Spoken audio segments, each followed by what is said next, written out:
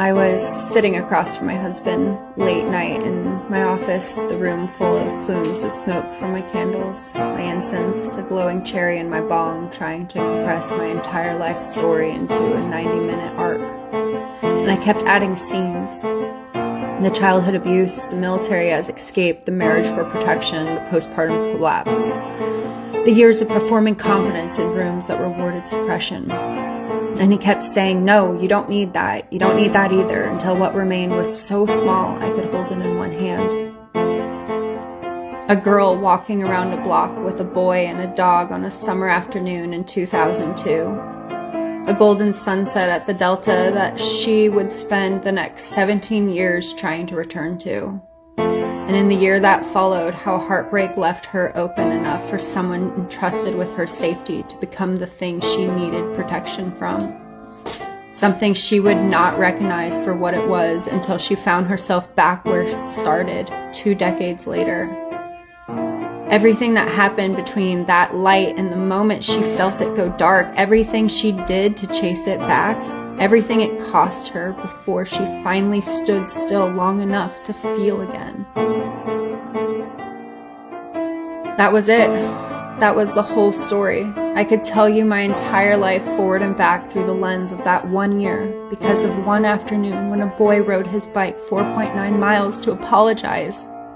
And I mistook the effort for proof that I would not be abandoned again. I sat there with my chest caving in because I have spent my entire adult life building a case for why my pain is legible, layering evidence upon evidence, context upon context, and when I stripped it down to the thing itself, it fit inside one season of 1 year of a girl's life. And I did not know whether that made it more devastating or less.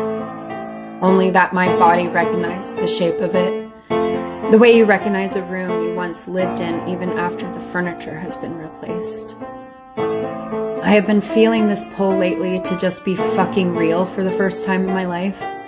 And even writing that sentence makes my chest tighten because I'm 38 years old and still negotiating whether I am allowed to exist without translation.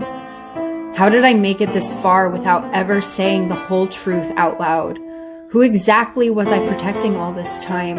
And what happens now that I've realized the truth is smaller and more unbearable than any of those elaborate scaffolding I built around it? I see now that it's never been for lack of awareness. I was writing myself into existence in handwritten journals long before I knew how to say aloud the truth of what happened, but lack of integration of the truth within the life I built.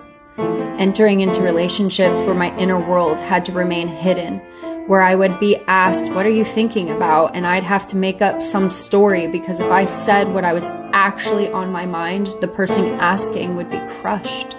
Not because I was withholding something intentionally to harm them, but because I didn't know how to tell them the truth so that it would make sense enough that they wouldn't turn to hate me.